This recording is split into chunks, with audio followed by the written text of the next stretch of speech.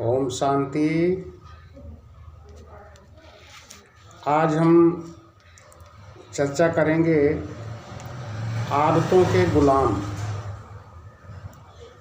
कहते हैं कि गुलामी का ज़माना चला गया है।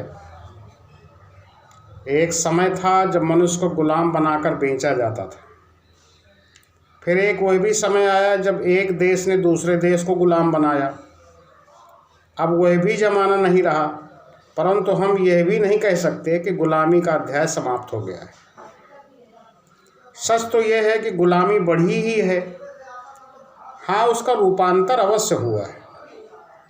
इस संसार में पहला श्वास लेने के समय से लेकर आखिरी श्वास लेने के समय तक हमारे विचार में तो गुलामी की बेड़ियां हाथों और पाँवों को ही नहीं, आत्मा को भी जकड़े हुए हैं। जन्म से ये मनुष्य अपने पूर्व कर्मों और संस्कारों की बेड़ियां पहने हुए हैं। जैसे जैसे वह आगे बढ़ता है वैसे वैसे वह आदतों का भी गुलाम बनता जाता है, और हालत ये होती है कि उसकी बुद्धिमानी ही गुलामी की हो जाती है। आज कोई व्यक्ति सिगरेट पीता है तो उस आदत का वो इतना गुलाम हो चुका है कि 5.25 फुट का आदमी होकर भी 4.25 इंच की सिगरेट की गुलामी से छुटकारा नहीं पा सकता। सर्वशक्तिमान परमात्मा का पुत्र होकर भी वह अपनी इस आदत को यानी दुर्व्यसन को, पुरानी सड़ी हुई रस्सी को नहीं तोड़ सकता। गोया इंसान होकर भी वह हैवान की तरह एक नहीं कई खूंटों से बंधा हुआ है। सिगरेट के कस लगाकर अपनी नाक और सांस की नली को बिरला मिल के धुएं की चिमनी बनाने में उसको कोई एतराज नहीं है। फेफड़े जले तो जले, पर इस मन चले का मन अपनी चाल चले। इस विधि वह अपना सब कुछ लुटाने को तैयार रहता है। दूसरा कोई व्यक्ति अपनी नोक झोंक और टोका टोकी की आदत से नहीं छूट सकता।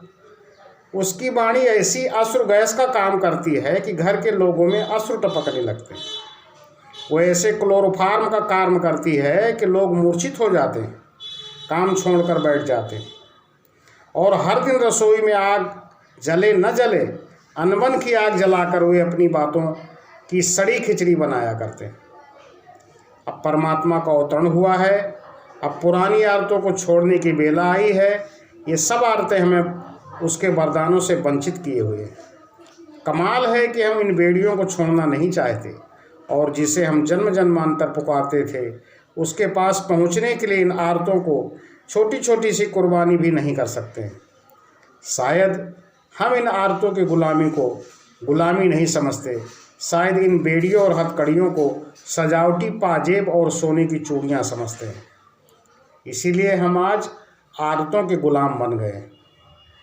तो इन आदतों को, छोटी छोटी आदतों को, गुलामी को छोड़ करके हमको अपनी शारीरिक और आत्मिक उन्नति के लिए पुरुषार्थ करना जरूरी है।